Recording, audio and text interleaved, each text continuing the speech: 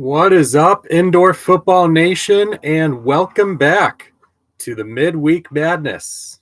That's right, it is 10 o'clock p.m. over here in the East Coast, which can mean only one thing. Indeed, it is Wager Wednesday in the Football League.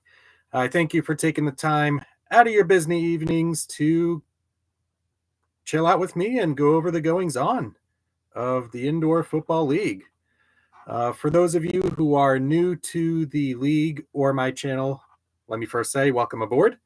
My name is Alex Schuberth. I am a huge IFL fan, a passion that I have channeled into my current role as an IFL contributor for Sports Coast to Coast. They are a Pacific Northwest-based sports forum site. They specialize in the coverage of the Indoor Football League and its member teams specifically. Got you covered with game-by-game previews, recaps, updated team rosters, and other analysis and breakdown. It is definitely worth checking out if you call yourself a fan of this great league. I've got the URL to the site at the bottom of the description, where therein you will also find the written version of my Wager Wednesday post, which this week I have to apologize for it coming out a lot later in the day than it typically does. Between the lines coming out later in the day and me having an event this afternoon, I wasn't able to sit down and write it at the time that I normally do, but I did get it in about a couple hours ago. It's up, it's live. Definitely another reason to go ahead and check that out. Now, with the introductions out of the way, we'll go into the briefing for the week. And here we go. Welcome to week 12 of the Indoor Football League season. To this point, we have played a nice 69 games with 59 more on the docket in the regular season leading up to the playoff push, which the postseason begins, I believe, second to last week of July. So that is the road that we have paved on the football field. And from our year-to-date tracker, for those of you who have been following me through any part of this year, you'll know that it's absolutely go time for us. We need to start banking some wins in order to qualify 2024 as a successful season on the financial front. But let's see what we have on tap. Week 11, another fantastic week of IFL play. It was our third consecutive week where we had a winning record up until the final game of that week. And had that gone our way, it would have marked a winning week for the first time in nearly 2 months. Unfortunately, for 3 weeks straight, we just have not gotten that break to go our way. So week 11, we split 3 wins and 3 losses. We finally get our Tucson Sugar Skulls win, even though we had to kind of cut corners in order to do it. We'll get to game-by-game results in just a little bit. And once we go through the action that was week 11, we will chart our course for week 12, where we will have 7 different games to choose from, with the Gunslingers and Panthers taking this week off after the 2 battled each other in San Jose last Saturday. We do have a standalone game on Friday, preceding a 6-game Saturday slate, with all of those games taking place in the evening between 7:05 and 9:05 kickoffs. So it'll be another one of those weeks where you got to have really at least 4 monitors up and running to catch all the action. It'll be absolutely frantic and crazy, but this league is all about frantic and crazy, let's be honest. So we will pick out our single game choices with the hopes that we get our first winning week since week 3. And since we have an odd number of games to choose from here, barring a potential push of one of the bets, we will ensure that we have either a winning or losing week. Our target is 4 wins out of the 7. Hopefully we can string together some more. We will be discussing our 3-leg parlay of the week. Try to make it 2 successful trebles in the past 3 weeks. would certainly be a nice little morale boost. And once we do that, we'll wrap up as always with going over the futures forecasts and trends, which has seen quite a few changes from this time last week. So we will get to those near the tail end of tonight. So there are our results for week 11, our 3 wins and 3 losses. We won our Tucson, Massachusetts under 82.5 bet. That game only took a season low 45 points in order for us to get there, among one of the uglier games that we'll probably wind up seeing from this point through the rest of the way. Duke City hanging in there against the Arizona Rattlers. The Arizona's had significant trouble covering spreads thus far this season. The way they played on Saturday, especially near the end of that game, with some puzzling decisions there. Pretty easy to see why, but Duke City played a great game. Like, they're 0-8 right now, but in the past 3 weeks, they've had a loss to San Antonio by 3, and this loss to Arizona by 2. They are not as far off as their record indicates. They're almost giving mid-December Detroit Pistons vibes, if we're being honest. In our third win, that Northern Arizona money line over Tucson at home. Wranglers had a 21-point lead. I thought it was going to be all gravy from there, but give credit to those scrappy Sugar Skulls, man. They came back, had an opportunity to nearly take the lead.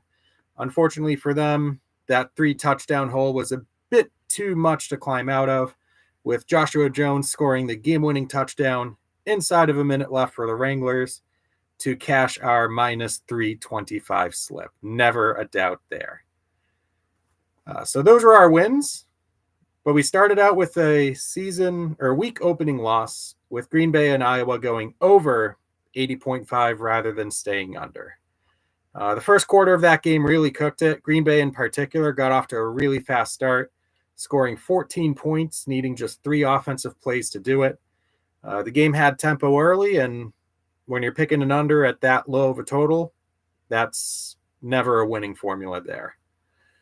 The Gunslingers and Panthers. We picked the Gunslingers on the points, and they had their biggest struggles on offense as they've had all season long. Just 31 points. They actually had a chance to make this one a push. They got a garbage time touchdown to go to 42-31 in that game. And then, somewhat surprisingly, head coach Tom Menas decides to go for 2 to cut the deficit to 9. Unfortunately, a keeper from Eamon Caldwell came up short. That would have been nice to get a little bit of money there, but also to be a Wager Wednesday first. We have not had a push at all in this series, even going back to last season. All strictly wins and losses here. We lose out by a couple points on that spread bet, with Bay Area winning 42-31. And then the Saturday game that we needed to go right, Frisco, San Diego, over 97.5. That one didn't happen. The first 3 quarters were just too slow of a start. Even with the 38-point fourth quarter between the two teams, we still came about 13, 14 points short of that total. Basically the opposite of what Green Bay and Iowa had to offer, where we picked an over relatively high and saw the team struggle out of the gate. So there is that dynamic to kind of analyzing our over-under picks post-mortem, is that regardless of matchup, there always is that element of efficiency that really drives whether those bets win or lose. So that wraps it up for week 11. Translating that into our year-to-date results, as you can see, it's sub 500 records in each of the 3 categories. We definitely want to see these get above that threshold, but we're not totally far off here. Again, one good week could be all it takes for us to skyrocket back into the plus for the season. From the spread perspective, perhaps unsurprisingly, we're having more success betting the underdogs than we are the favorites. Underdogs have been hot really for the majority of this season, but in particular the past 5 weeks, as well as the over-unders, which are about even, to be honest. A little bit unlucky that we've gotten as many overs wrong as we have, given that the overs have been cashing at a really good clip since week 3. And you can see our parlay result down there. A lot of red. We did save face with getting the Frisco pick right, but too late at that point to realize any gains there. Looking at the past 4 weeks, along with to the very beginning of the season, you can see that we are still hovering around that 7, 8, 9, 10% ROI loss for the season. For the year-to-date weighted, we're at 51.07 of net loss, and the flat method is 67.33 of net loss. So the weighted method is proving its worth, where our confidence in certain games over others is certainly playing a role in influencing where we are to this point in the season. So hopefully with some more of these weeks upcoming, we'll get into a streak here and have some more weeks like week 2 and week 3 in that chart down below. And here are the year-to-date figures week by week for both pure units of win and loss and ROI, which compares total returns with total investment. And we can see since that disastrous week 4, we have just at around that 10% threshold for the majority of this year. And I see you, Nick, in the chat. How are you doing? Thanks for tuning in. And now we have some discussion on year-to-date results. The play of the year so far, or the plays of the year, seem to be overs and underdogs, both of which have a year-to-date success rate above 55%, with those types of bets particularly hot from certain points in the season. Over bettors since week 3 would have won 38 of 61 games, taking back nearly 19% ROI. So really super result there for those picking exclusively the over. From a team-by-team standpoint, there are some teams that aren't really cooperating with that over streak. In particular, the Bay Area Panthers and Massachusetts Pirates, each 3-6 to the over.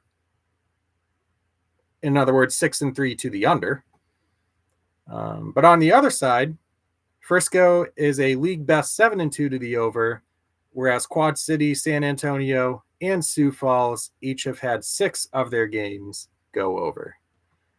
And something that I looked into a little bit more leading up to this week is to see if we could find a sweet spot where the point total set kind of deviates whether it's over or under that number.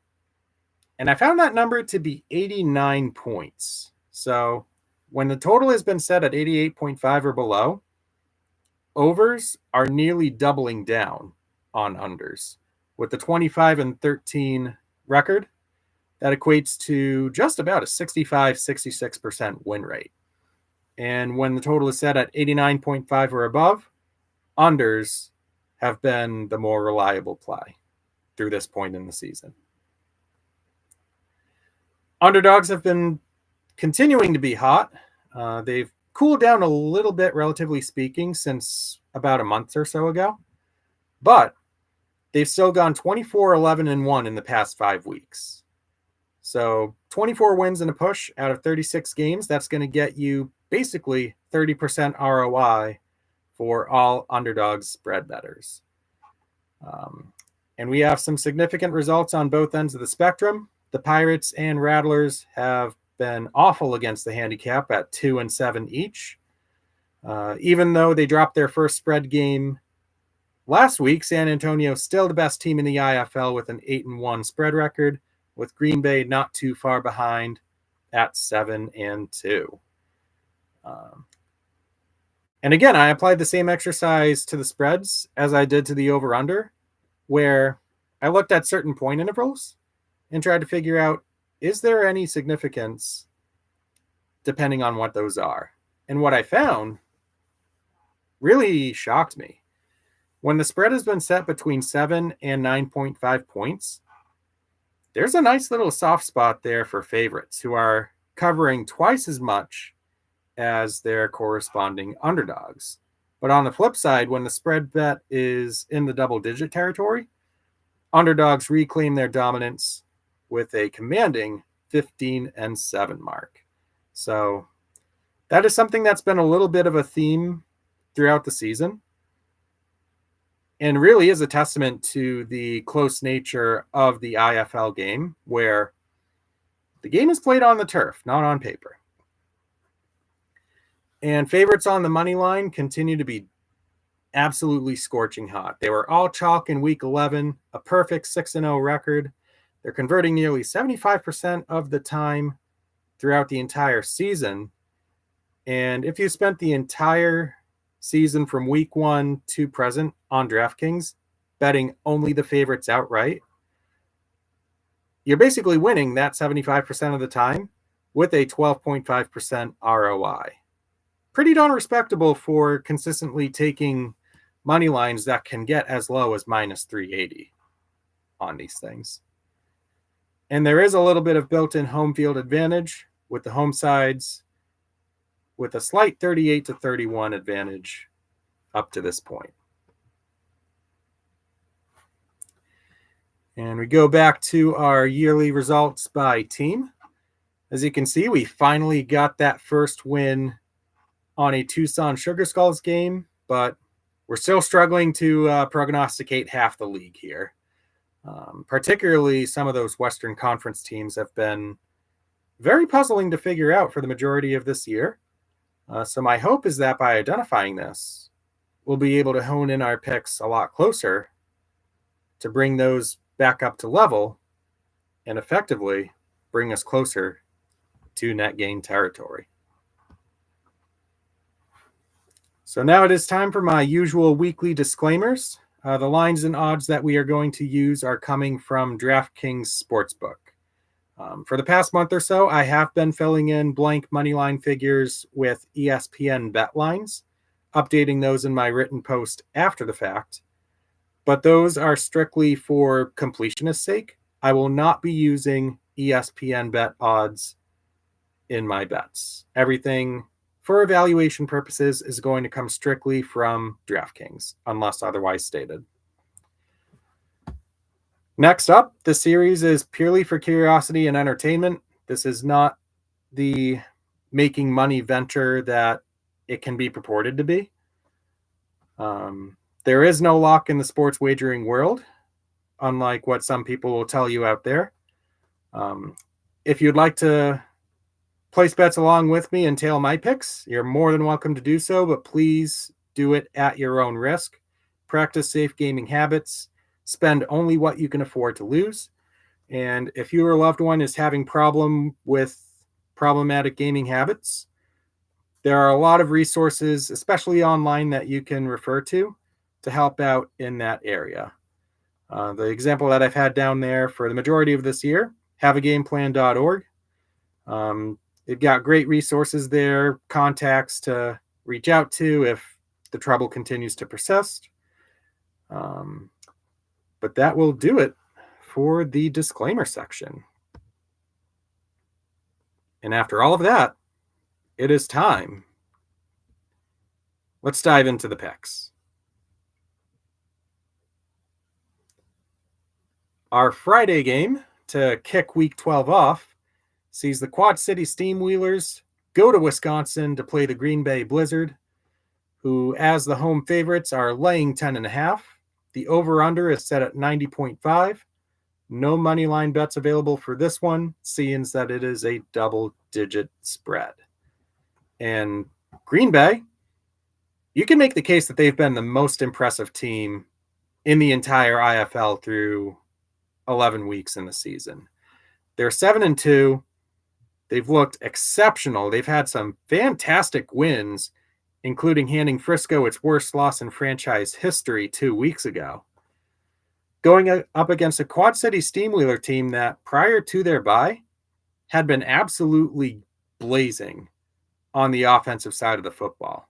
We talk a lot about the San Antonio Gunslingers and the Vegas Nighthawks when it comes to madly efficient offenses, but somehow silently, the Steamwheelers put up 53 or more points in each of their previous 5 games before last week's bye. That's obviously going to be a really tricky challenge, given that Green Bay is the best defense in the IFL, surrendering just 34 points per game, and the average margin of their games at home has been plus 12.7. So the Blizzard know how to get things done defending their home turf. Not to mention their 7-2 spread that we made light of just a couple moments ago. And I'll tell you, it is risky betting against Quad City with how much success that they've had on offense. But to me, Green Bay's just playing too well to veer against them right now. I know the double-digit spread is scary. It hasn't been particularly efficient as a whole.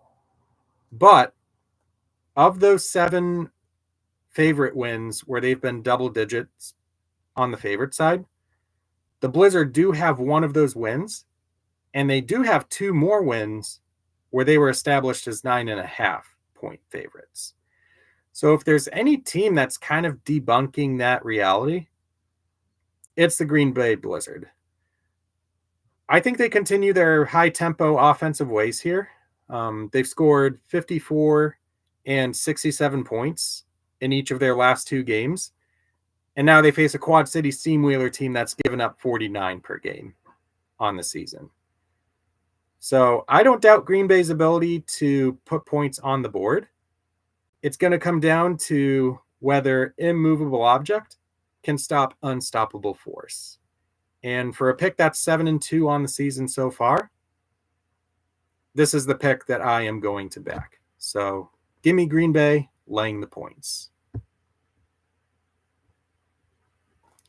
Next up, Arizona and Jacksonville. This is the second meeting of these 2 teams on the season.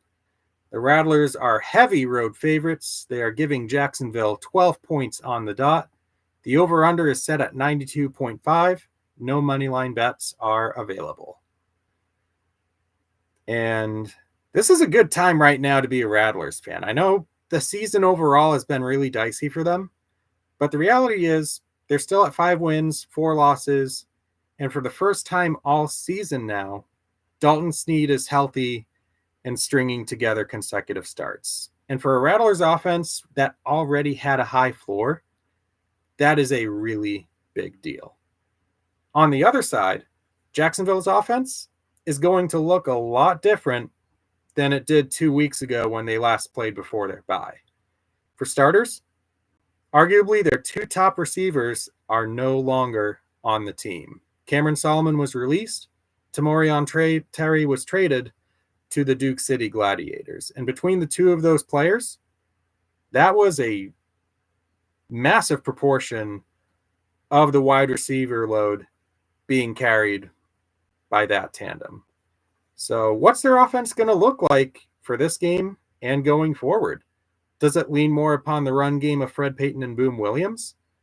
Or do they try to come up with a rising name on the surface in that receiving core? Maybe Jeremiah Payton is the answer there.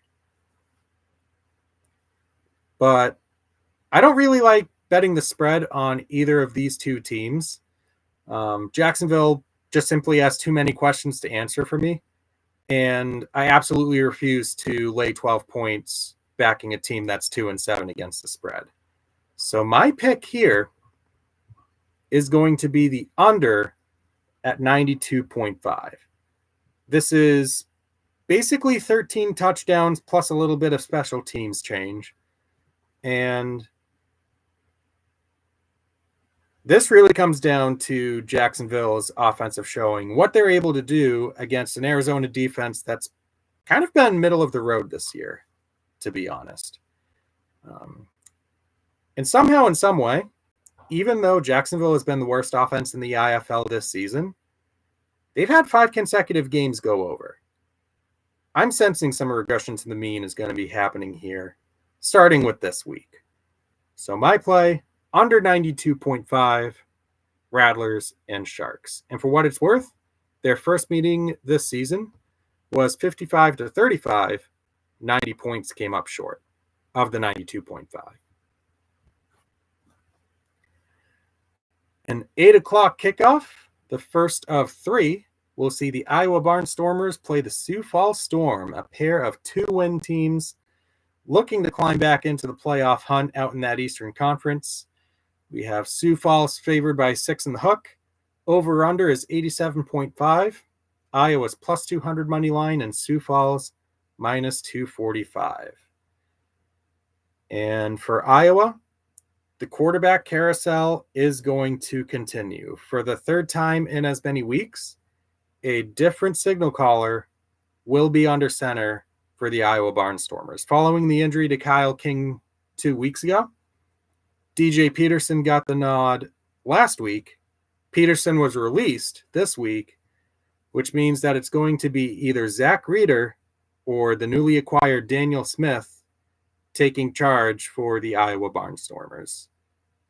Kind of a convoluted way to get back to your 2023 quarterback room, but that's the way that it goes. So I'll be interested to see who Iowa goes with and how the offense caters its skill set towards that player. And for Sioux Falls, they are another team that's coming off a bye week. A chance for guys like Kentrez Bell, Bryson Denley to get healthy, along with Lorenzo Brown Jr. And I think that this should be a good one. One thing that I am projecting with this is a fairly high-scoring game. And there are a few reasons why I like this at 87.5. For starters, on the season, Sioux Falls is 6-2 to the over. Secondly, this is desperation time for both teams, which I believe is going to fuel scoring. And then there's some other recent history that supports this pick as well. The last 2 games of this season series last year went over, and on the season, as we discussed earlier, at 88.5 or below, overs are hitting twice as often as unders. Neither defense really stands out or jumps off the page. So I definitely do like over 87.5 as the play here. Score line along the lines of 51-44 would easily do the trick here for us.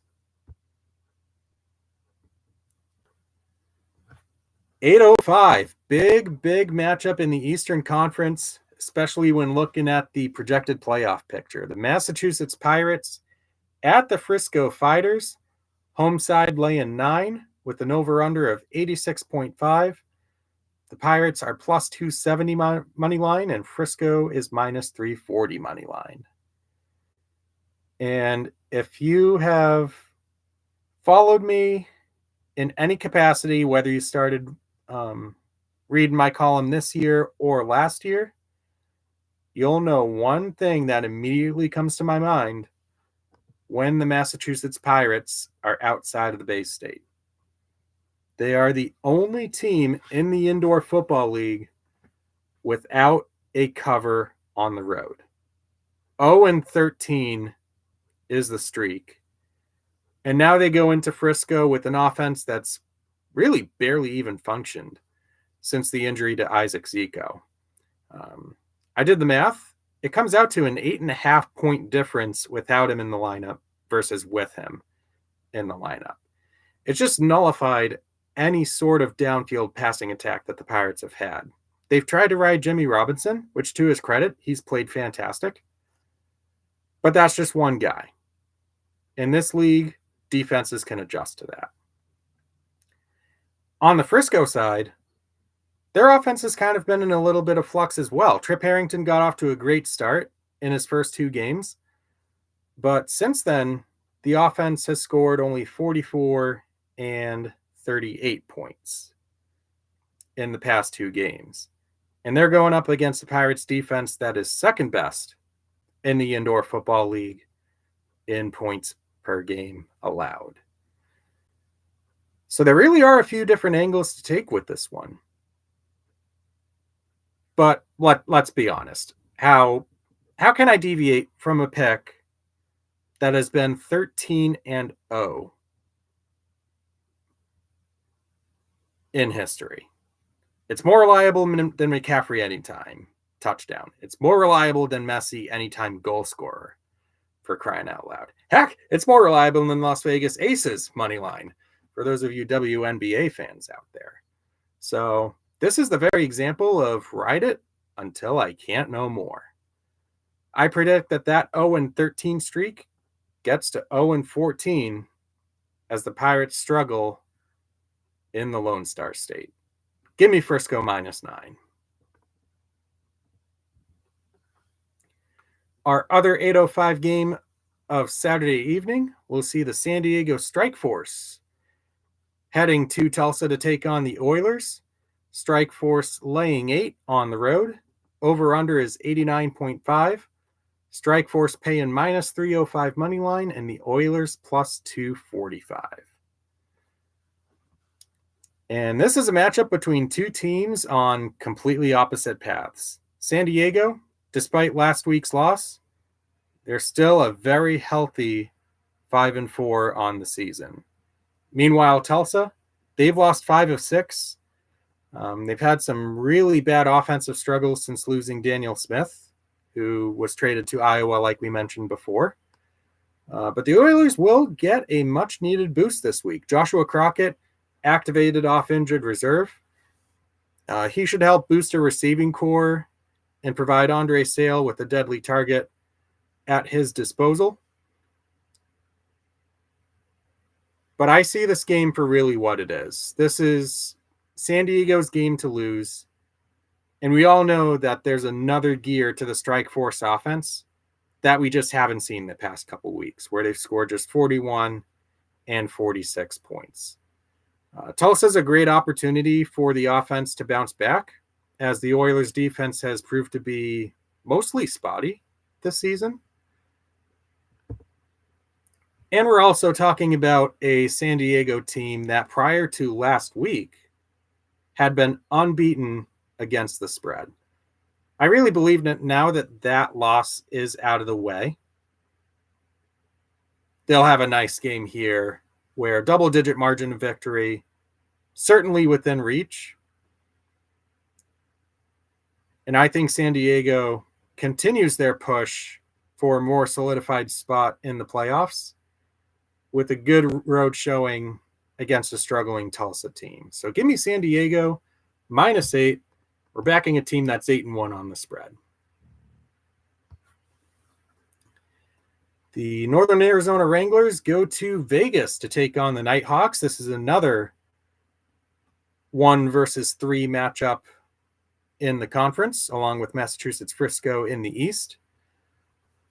The Wranglers on the road, they're getting 10.5 points on the spread. The over-under is set at 100.5. Fun fact about that, this is the 7th game of the season that's had a triple-digit point total. It is the first game of that set not to involve the San Antonio Gunslingers, which to me is kind of hilarious, to be honest. But I'm really looking forward to this game. It should be a dandy. Vegas is off a bye after losing 2 weeks ago in overtime to end their bid at a perfect season. So you know that they're going to be hankering to get back out there and reestablish their winning ways. The Wranglers, on the other hand, foresee success at Lee's Family Forum, where, by the way, they won the 2022 IFL National Championship in this building. This should be a really good one between two really good teams. And for that reason, I see that total. I think it's too high. I know Vegas's offense is deadly. I know Northern Arizona's offense does have a ceiling, which they probably will have to tap into if they want a shot at winning this game. But this is a really high total decline. It basically implies that both teams have to get to 50, or one team has to blitz their way up to 60. And I really foresee this game being a little bit closer and more refined defensively than allowing an offensive shootout to happen. Again, the offenses are good, but I think the Wranglers will want to tap into some of their more recent defensive efforts. The second half of the Tucson game last week notwithstanding. All we really need for this bet to hit is for maybe the first couple drives or so of the first half to come up empty. There's not much wiggle room here for the over if early possessions are going without points, like field goal attempts, turnovers, things like that. So I'm going to play my numbers here and go with the Wranglers and Nighthawks to stay below the century mark. Or at right at 100 would get the job done for us as well. And lastly, 905, the Duke City Gladiators taking on the Tucson Sugar Skulls. Las Calaveras is laying a touchdown against the winless Gladiators. The over-under is set at 91.5. Glads are plus 220 to notch their first win of the year, where Tucson is minus 270 to keep their conference foes away from the win column. This is a really interesting game.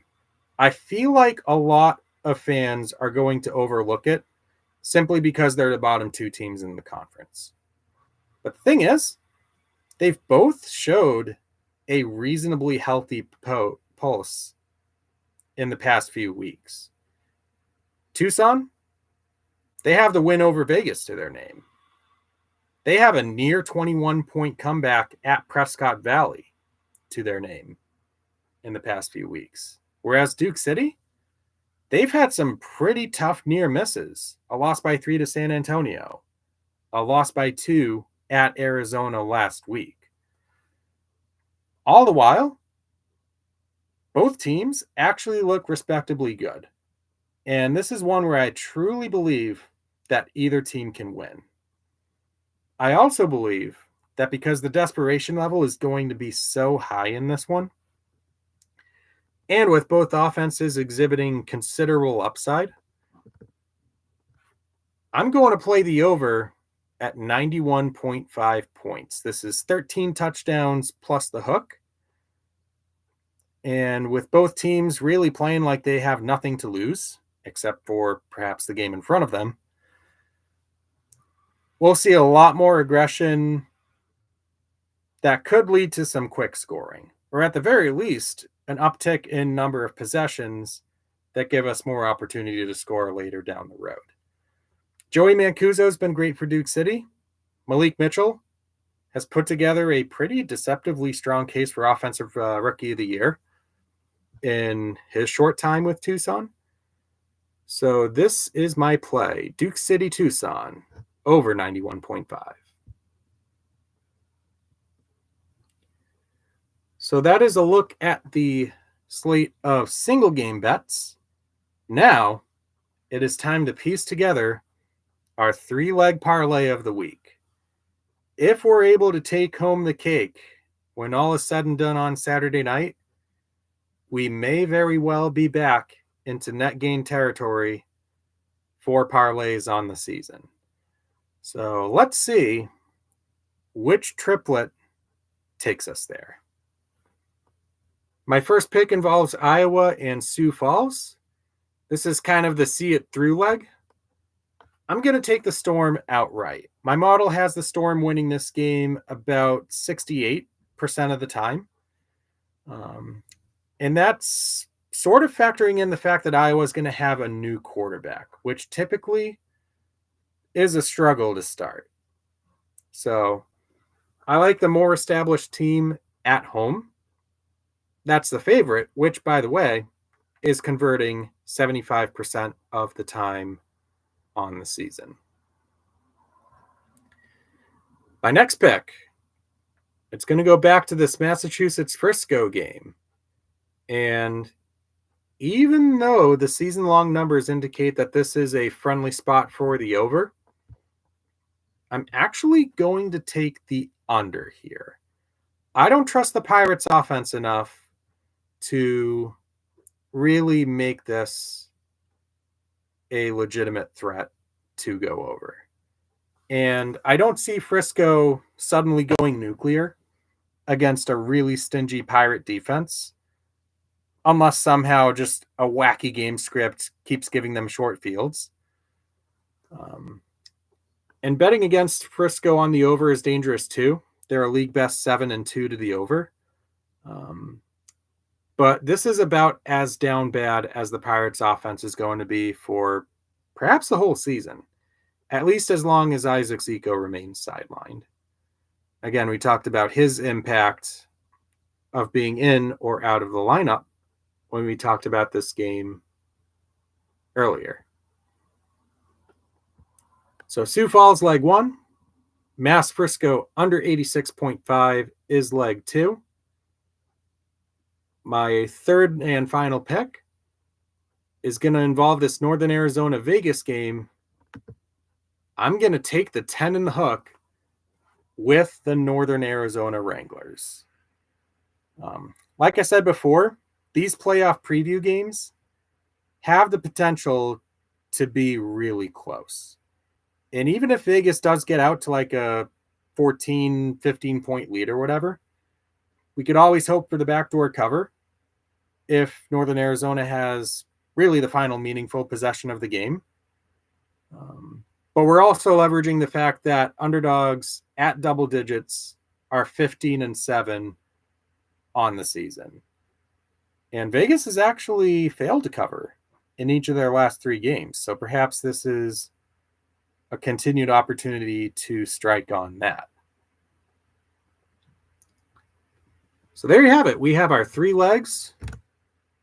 If we put $10 on this and get each of the 3 legs right, that means $51.32 will come back to us. So it's a little bit on the lighter end, relatively speaking. I set my minimum odds for my parlays at plus 400, so this barely makes the threshold. But we'll see if this one holds up. Again, it's Sioux Falls straight up, Mass Frisco under 86.5, Wranglers plus 10.5 spread.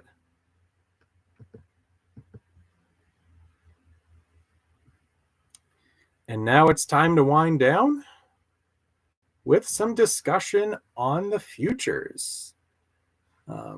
Really not much has changed in terms of the ordering of the teams, although we are getting a new entrant into the elite top 6 tier, and that is the Green Bay Blizzard, who started the season with the 4th longest odds to win the IFL championship at plus 2,200.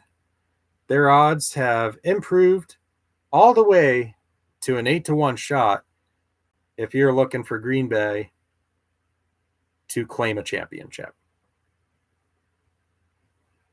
You got a pretty interesting second tier there, which I would consider San Antonio, Northern Arizona, and Quad City. And you follow that up with some of the bottom rung teams that are hoping to make a late season charge. Tulsa, Tucson, Sioux Falls, and Iowa. And then a couple teams that are really facing stiff odds to even get into the playoffs, let alone win a championship. Jacksonville, 120-1, and Duke City, 150-1.